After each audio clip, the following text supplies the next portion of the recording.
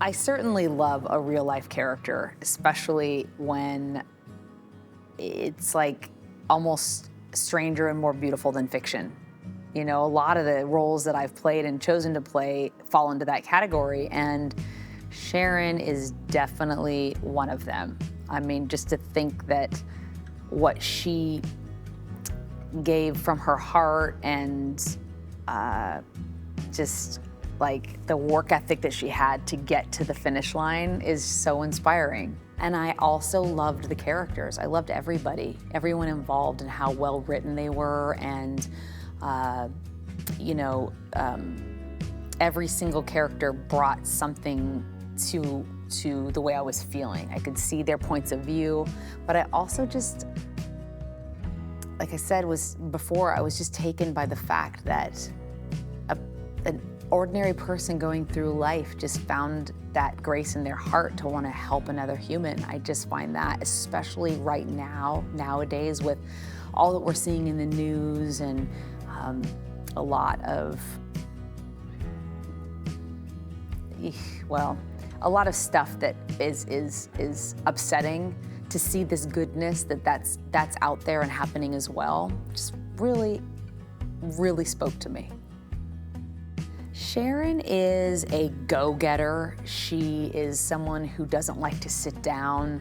She likes to have fun. She likes to really attack life with all of herself. She gets in there and wants people to be their best, and is flawed like any human being. And she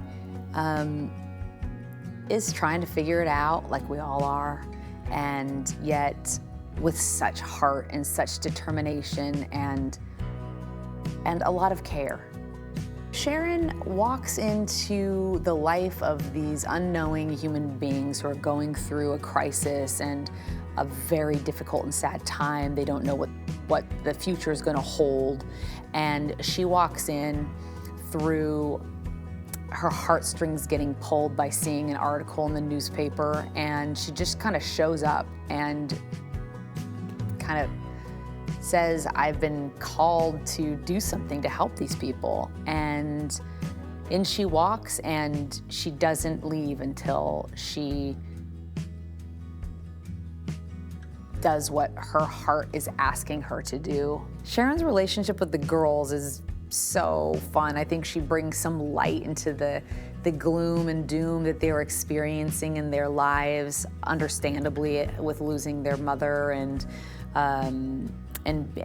Michelle being just so sick and really struggling. But it's such the beauty of kids that they're so in the moment that they don't get caught up in the what ifs.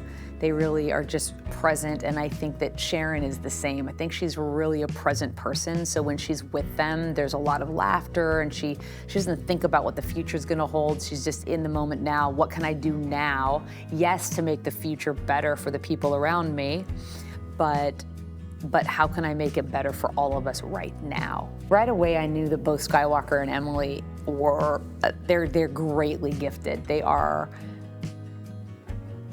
amazingly adept at understanding story and character, and I'm forever taken by this scene that I did with Emily, where there's a lot of improvising because John says, improv, just like go with it.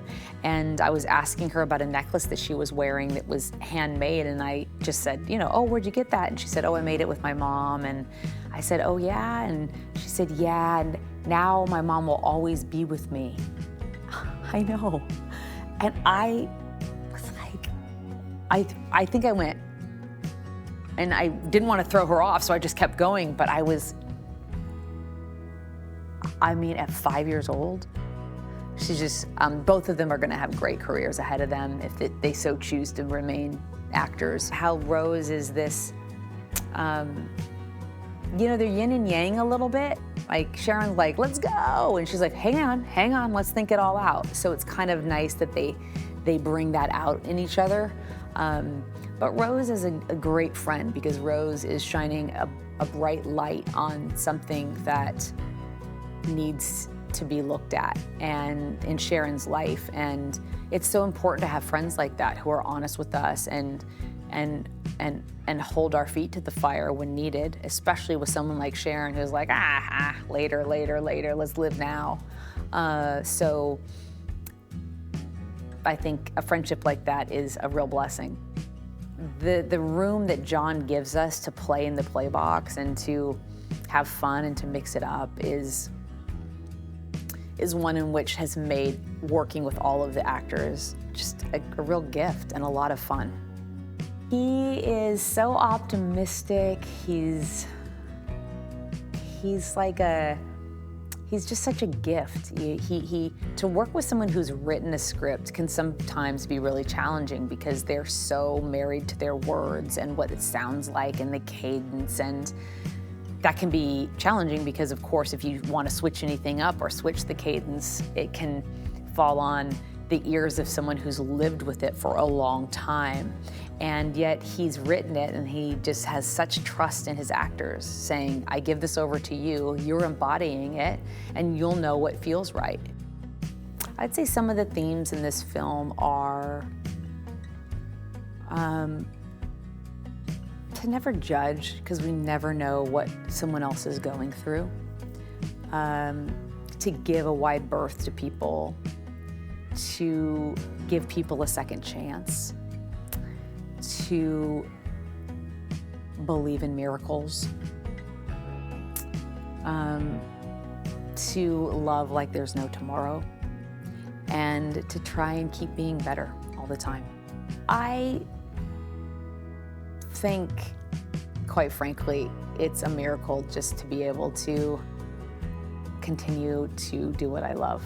I love being a storyteller, and I knew I wanted to be an actor since I was 8 years old, and that I'm now 47 and still living that dream.